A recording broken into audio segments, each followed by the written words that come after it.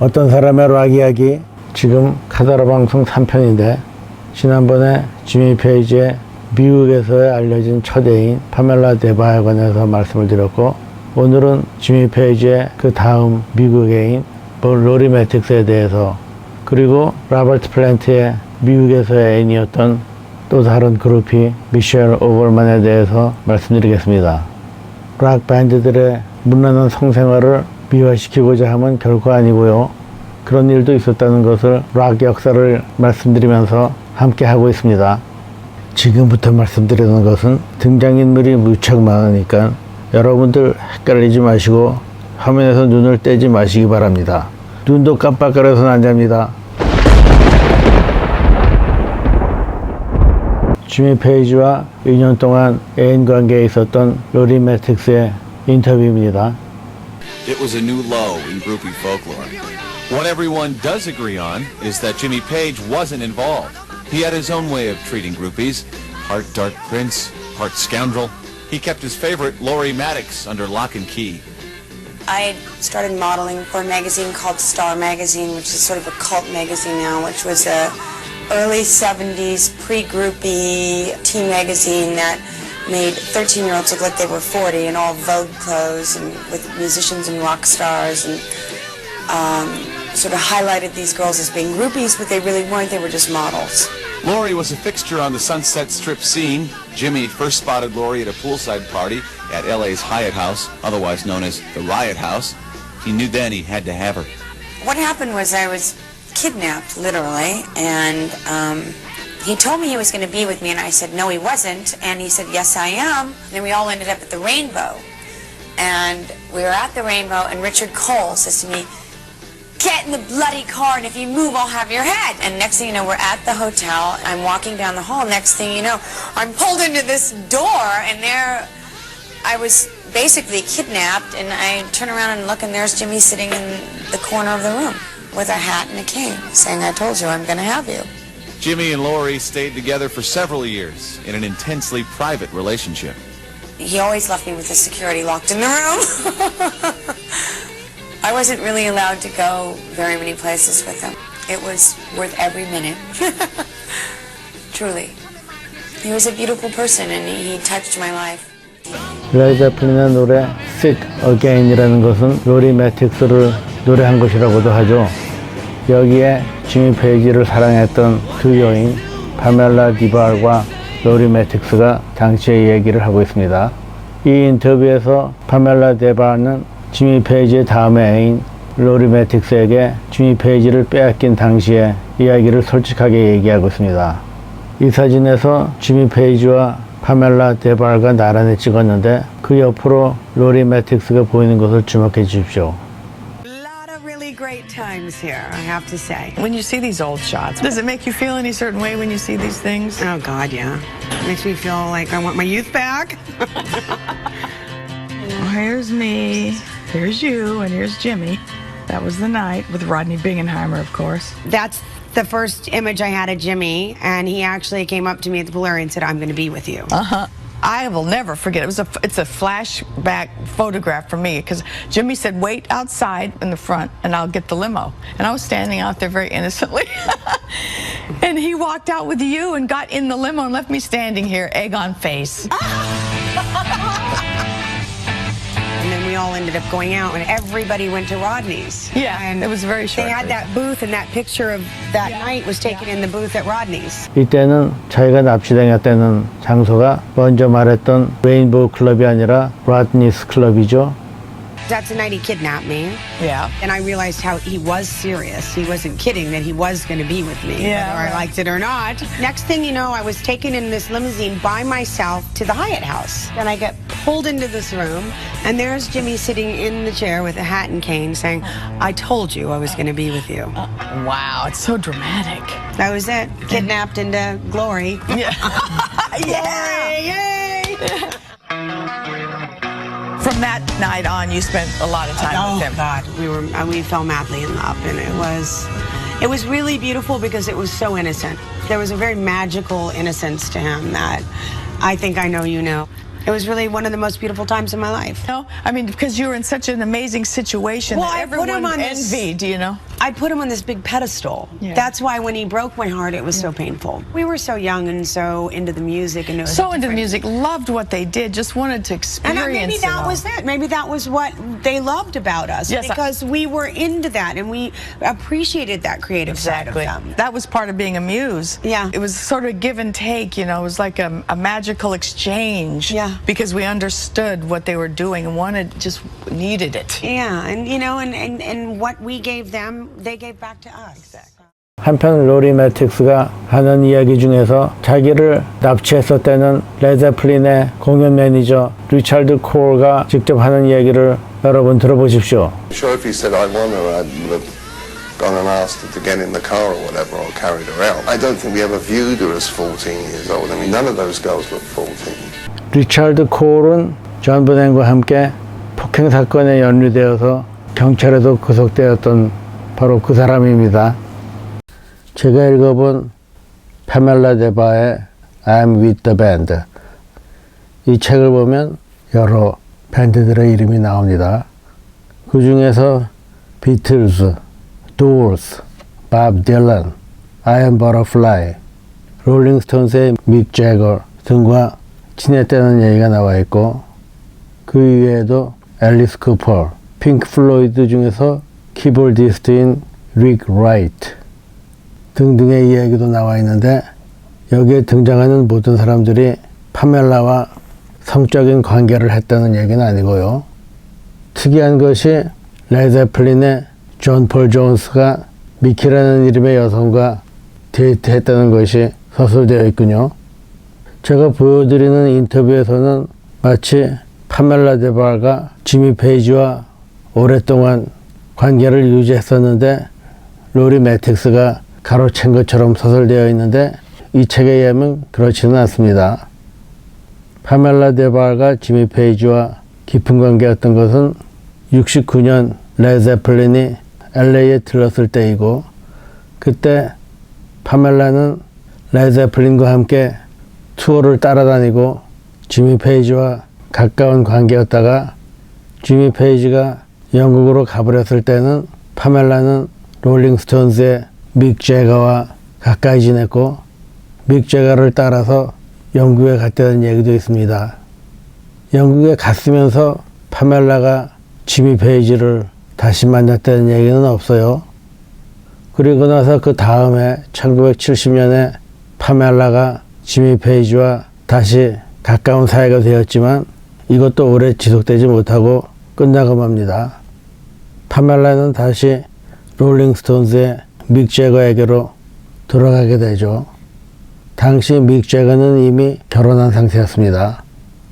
레제플린이 그루피들과 어울렸을 때 지미 페이지를 제외한 나머지 멤버들은 이미 모두 결혼을 한 상태라서 그렇지 않은 지미 페이지를 부러워했다고 하죠. 그리고 이 책에 의하면 파멜라는 지미 페이지보다는 밥 존슨이라는 기타리스트와 몇 년간 함께 동거했었고, 밥 존슨이 다른 여자에게로 눈길을 돌린 이후에 파멜라는 마이클 데바라는 기타리스트와 꽤 오랫동안 결혼 생활을 지속했다고 합니다.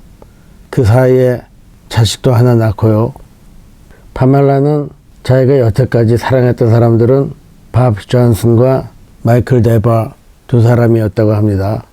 자기가 진짜로 사랑한 사람들 중에 지미 페이지와 믹 제거는 들어있지 않습니다. 파멜라는 그 전까지 자기 레스 네임이 밀러, 즉 파멜라 밀러였습니다. 결혼한 다음에 이름을 고쳤고 이혼한 이후에도 그 이름을 그대로 유지하고 있죠.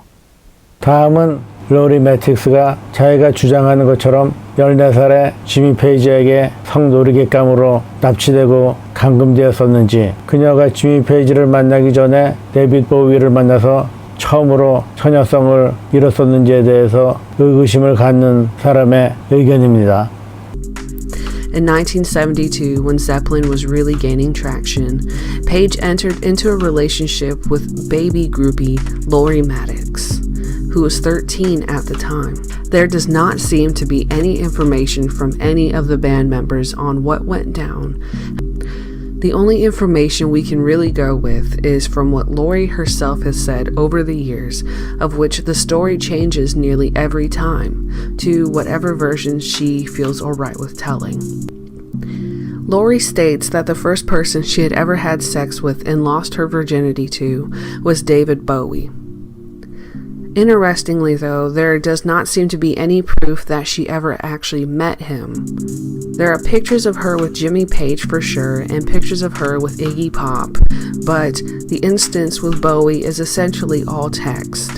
And further, before delving too deep, many people have pointed out continuity errors of her having been deflowered, in her own words, by David Bowie before having met Jimmy Page, and yet stories that she's told of how and when she's met Jimmy don't seem to add up as to when she would have been with David Bowie. Even more confusing, despite there being proof of the relationship between her and Jimmy Page, the story differs on how they actually even met. On one account, Lori states that he essentially kidnapped her, and another alluded that she was at the Whiskey A Go-Go, which is told from another groupie. She met him at his place in the Hyatt with another groupie, and even further, that Jimmy contacted Lee Childers to set up a date for him to meet her. Most sources seem to agree that Lori and Jimmy were together from the time she was either 13 or 14 up until she was 16. Whenever she talks about the situation, Lori looks back on her time with Jimmy, if it even happened at all, fondly. Never having felt like the relationship was unusual, she believes that he was in love with her. According to Lori, Jimmy asked her mother for permission to date her, to which she had agreed. Allegedly, her mother used to be an agent and stated that her daughter was like Priscilla Presley.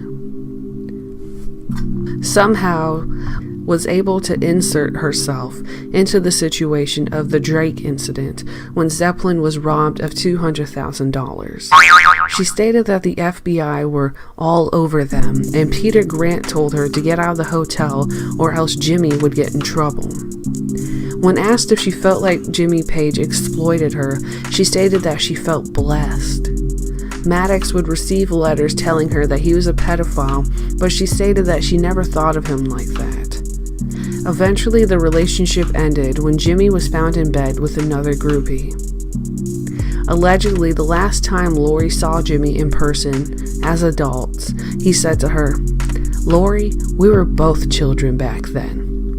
And Lori stated she thought to herself, "At least one of us were." 2015년 미투 무브먼트가 일어나면서 사회적으로 큰 논란이 되었을 때 사람들은 로리 매틱스에게 미성년 시절 납치, 감금 당하고 나이가 많은 지미 페이지로부터 성적 놀이개로 억지로 세뇌까지 당했으니 그것을 신고하고 소송에서 보상을 받아보라는 이야기들도 주위에서 많이 있었지만 로리 매틱스는 그에 대해서 조용했습니다.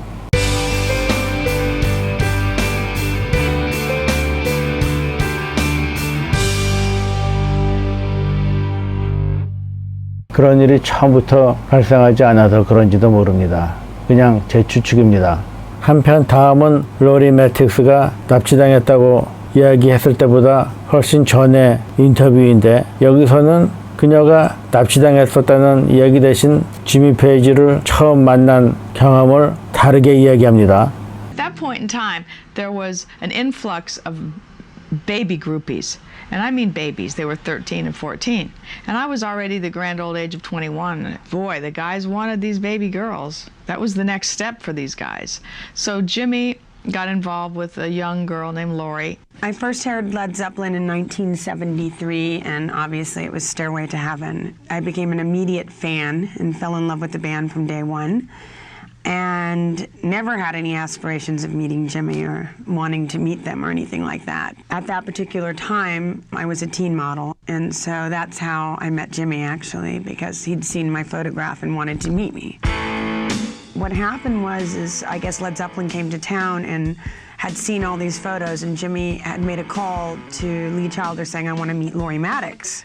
So next thing you know, we were taking a drive down to the Hyatt house to go meet the band, and I was terrified because First of all, I was still, I was a baby. I mean, come on, and this was Led Zeppelin. And so one day they were in town, we hooked up, we got together, I was at the whiskey with him, and he left with this girl.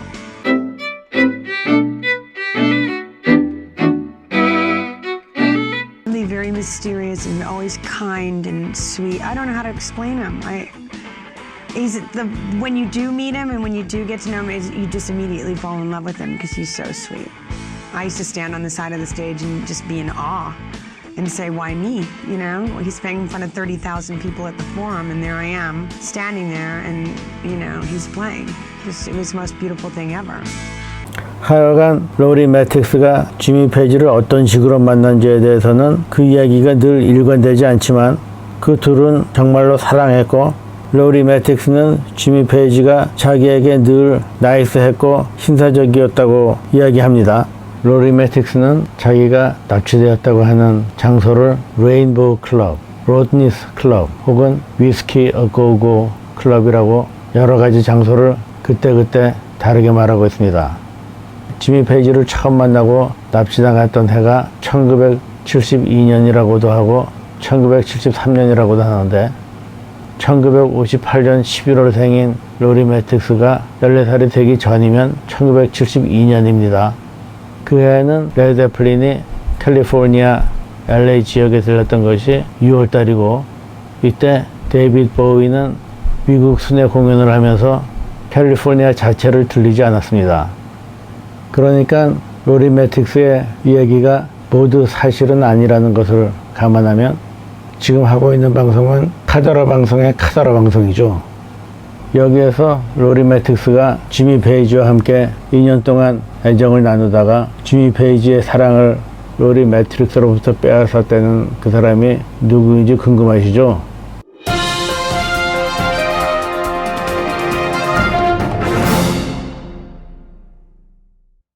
그 사람은 베베 뷰얼이라는 또 다른 그룹이었습니다. 한때 플레이보이 잡지의 모델이기도 했죠. 베베 뷰얼은 후에 타드 란그란과 결혼을 했는데 결혼할 때 이미 아기가 있었습니다.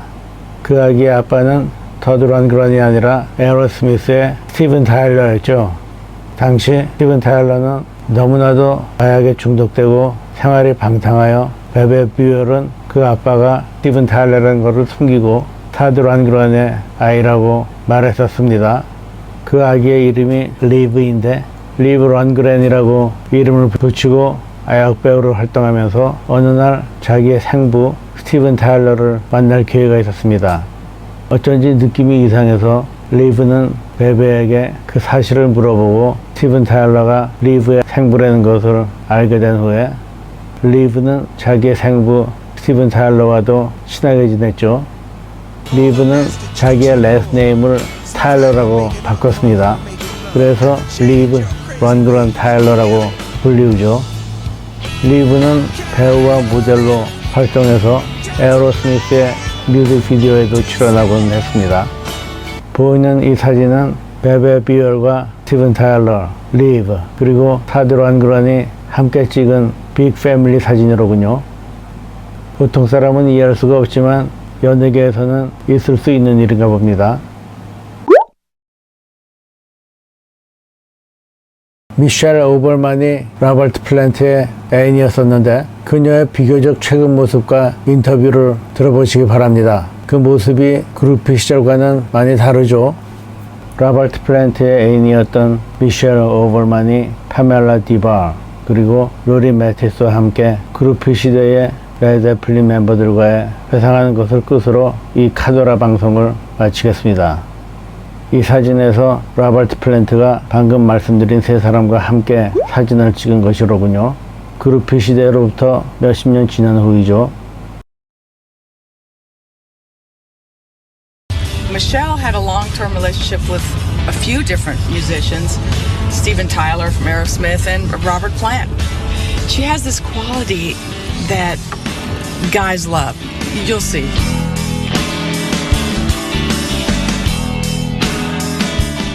Michelle was nurturing a new romance with a very young but very married Robert Plant. When I see pictures of Robert back then, it still makes my heart race. He was too beautiful. I was so in love with this guy, but I'm not anymore. Led Zeppelin too. But I am very much, how do you say this? I still can feel that emotion. I can like be that person again. I can too. This is the one, Led Zeppelin 2, that Jimmy brought over to my house, and the order hadn't been set yet. And he brought the test pressing over and played it for me and asked which ones I... And you had no idea you were witnessing history? No. Absolutely not. Well, I kind of did. This is how I looked when I was with Robert. This was taken in L.A. How old were you there? I was 19. You know, people say, how did you meet these guys? Just hold up a photograph of yourself. Wow. This is what I looked like. I met them. Yeah. We didn't have to chase them. They saw us, they liked us, and they tracked us down. It was that simple. Yeah. It was in New York that I met him when they first came. Right, on the very first tour. He came over and he started talking to me, and he just completely charmed me. I mean, he was so good looking and so nice. And that's when he said, why don't you come up and see my etchings? And I said, I can't believe this guy just said that. And it was funny. It was a day after my 18th birthday. I just had turned 18 the day before, and that's the first night we were together. Mm-hmm. And I saw him on stage, and I thought, oh my God. But anyway, there's a picture of him. Look at how young they were. Jeez. Babies. I know. People tend to forget that they were... I mean, Robert was 19 when he joined Led Zeppelin. To be on stage with them in 1969 with 20,000 people, you get to feel what they felt. I mean, explain to you can't. No, what it's like. Impossible to describe.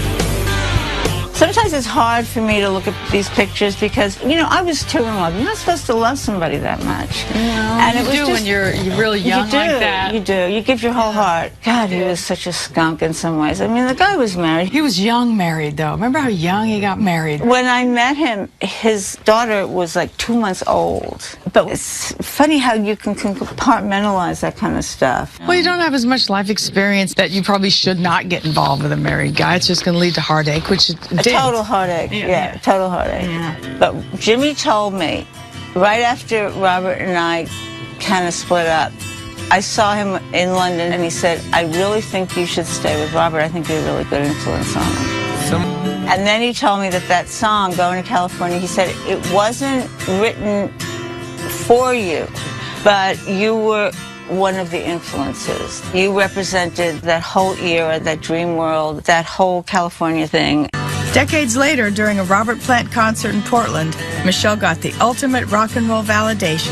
Oh, look! He was very, very sweet that night. He was very sweet. Isn't that beautiful? Rock god and groupie goddess. And then afterwards, we saw the show, and he was singing that song. Going to California? Mm-hmm. And we were sitting in the first row. He was looking right at me. And afterwards, I said, I was so in love with you, Robert. And he said, I was in love with you, too. All these decades, you know. It's nice to have that connection and know that you matter to somebody that, let's face it, could have had anybody on earth. It's so wonderful that Robert acknowledged Michelle in that way after all those years. Robert recognized what an important muse Michelle was for him.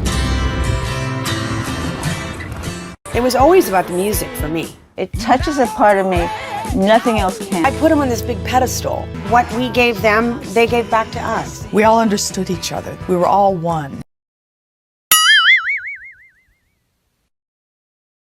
로버트 플랜트에게 또 하나의 여인이 있었습니다. 70년대 초 그루피들과 어울리던 레드 제플린은 75년 로버트 플랜트가 교통사고를 당하고 모든 공연을 취소하고 레드 제플린 멤버들은 로스앤젤레스에 있는 그루피들을 만나지 않게 되었죠. 애인들을 힘들여서 억지로 떼낼 것도 없이 그냥 자연스럽게 비밀 애인들과의 매끄럽지 않은 관계가 청산된 겁니다. 그러다가 레드 제플린이 1977년 미국 공연을 하면서 텍사스에서 공연을 시작했는데 그곳 달라스에 갔을 때 로버트 플랜트는 어드리 해밀턴이라는 새로운 그루피를 만나게 되었습니다. 그 후 어드리 해밀턴은 레드 제플린의 모든 미국 공연에 함께하게 되었습니다. 이 사진은 어드리 해밀턴이 레드 제플린의 투어 비행기를 타고 찍은 것인데 옆에 앉아있는 사람은 로버트 플랜트가 아니고 지미 페이지로군요. 당시에 지미 페이지가 공연에서 이런 독일군 모자를 쓰곤 했습니다. 그러다가 그해 여름에 로버트 플랜트의 아들이 갑자기 죽고 모든 공연이 취소되면서 로버트 플랜트도 어드리 헵번, 아니 어드리 해밀턴을 다시 보지 않게 되었죠. 그 후 어드리 해밀턴은 쉬지 않고 또 다른 락밴드로 이동하게 됩니다. 그 후 어드리 해밀턴은 배드 컴퍼니의 기타리스트 마크 랄프, 당시 키스의 기타리스트 에이스 프렐리와의 사이에서 딸을 하나 낳기도 했습니다. 이것으로 카더라 방송, 그리고 카더라의 카더라 방송은 더 이상 얘기거리가 없습니다. 여러분들이 구독 버튼과 좋아요 버튼을 누르셔도 제게 더 이상 이야기가 없어요. 아무리 짜내도 없습니다. 또 새로운 증인들이 나타나지 않는 한 말이에요. 앞으로 계속되는 레드제플린 멤버들의 이야기와 그들의 리유니언 등에 관해서 기대해 주시기 바랍니다. 쓸데없는 얘기들이었지만 들어주셔서 감사합니다.